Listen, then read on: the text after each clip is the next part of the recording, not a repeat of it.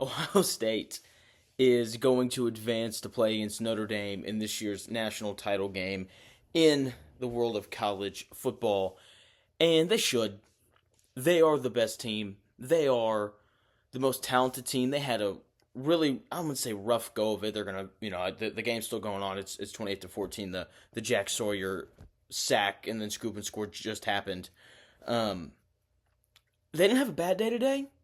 I thought Texas did a really good job defensively of just making Ohio State take their time, dink and dunk. They didn't give up any big plays, except for the Travion Henderson screenplay right before half. We'll get to that here in a second. But for the majority of the first half, Texas just did a really good job of allowing Ohio State to limit themselves. Ohio State committed some bad penalties that really kind of ruined drives, and Texas was like, that's fine. We're just going to keep everything in front of us. We'll come up and we'll make tackles. We're going to make you go 11, 12, 13 plays down the field. No deep bombs to Jeremiah Smith. No Jeremiah Smith really at all in this game. And so there was some give and take with that. It didn't feel like Texas generated very many negative plays, but at the same time, they didn't give up any big plays either. So, and it worked in their favor, really, all game. I mean, you hold this explosive Ohio State offense to only 21 points. That is incredibly impressive, especially what we'd seen from them these last 2 weeks against Tennessee, who's a good football team, and Oregon, who's also a good football team. So, really impressive performance from Texas. If you watched the preview video that I did before the game, I said that this Texas defense was the most underrated unit in the college football playoff because this secondary is absolutely legit, and I think that they proved that tonight. But the second half happens, or Henderson makes the big play before half. It's absolutely brutal. Just an absolute gut punch to every single Texas fan. Like, it feels like they didn't really do much in the first half. They didn't really move the ball consistently.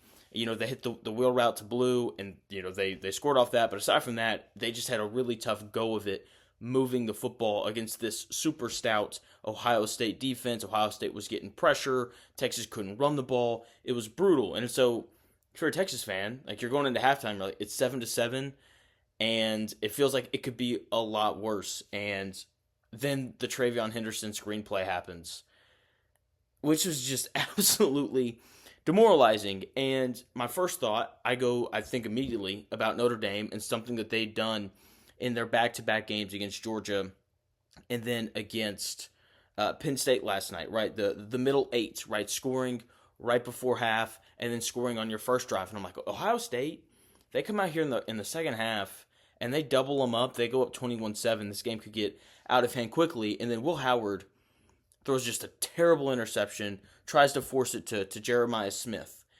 And I'm going to say something here that probably doesn't make a lot of sense, so please give me the leeway to explain.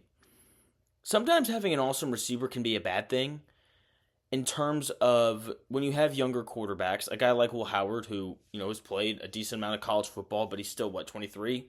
That's not super experienced. And I think sometimes when you have these awesome receivers, you can get too, not dependent, but you can just want to get them the football too badly, right? And you got a guy in Jeremiah Smith who, whenever the ball is in his vicinity, he seems to always come down with it. He seems to always find a way to get open. And I just think that on that play, Will Howard was like, you know what? Jeremiah Smith, he's been arguably the best receiver in the country all year long. He's going to get open here, and I'm going to find him. And he forced it. Texas linebacker made a really good play, sink in, going up, and making the play. And then from that point on, it's like we've got a game. And, Texas finds a way to score. They tie it up 14-14. Ohio State puts together a really impressive drive. Will Howard with a big run. Great call there by Chip Kelly. Sets up a touchdown. Texas responds. Big play to Gunnar Helm. Big play to Golden. They work it all the way down to the 1. And then Texas decides to run a toss sweep. Caleb Downs makes an outstanding play.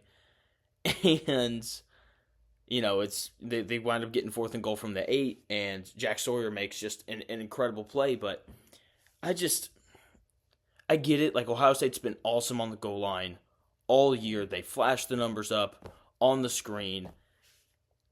Like, you're Texas. You're in the SEC. You've got 2 offensive tackles that are probably going to get drafted early in the NFL draft this year. You've got a good offensive line. You've got good running backs. Run the football. Like up the middle. Maybe don't go under center. I would have loved to have seen, Arch Manning come in there, and I don't want to be play calling guy because there's a lot of stuff about play calling that I don't think anyone really understands. But call in Arch Manning, make them defend an extra rusher, but don't run a toss sweep to the outside. I would have preferred to see another RPO because Ohio State's defensive backs were clearly struggling to defend those. So, Jack Sawyer, though, he makes just one hell of a play, beating the right tackle immediately. I mean, just like this, the rep started and Jack Sawyer won. And then, Quinn Ewers, he tries to get rid of it, tries to make the throw. Jack Sawyer gets the hand on the arm, gets up, picks it up, scoop and score.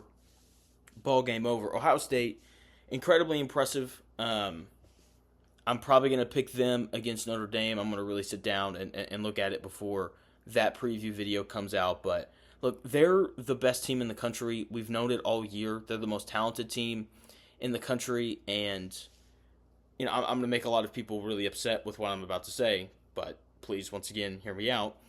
I will always be of the belief that the SEC is the best conference in the country as long as they continue to have the best players. Because this is what we do in sports. We look around at all of these different teams, and we're just like, who has the best players? And then we usually say that team is the best team, right? Like the Chiefs this year, who were probably going to win the Super Bowl because they have the best quarterback. They have multiple outstanding players on defense. They have a guy in Travis Kelce who's awesome, and so on and so forth. When you look at the NBA, who are the 3 best teams? The Cleveland Cavaliers, who have like 9 really good players. The Oklahoma City Thunder, who have like 9 really good players. And the Boston Celtics, who also have 9 really good players. The teams that have the best players tend to be the best. And we knew before the year started that Ohio State had an absolutely loaded roster.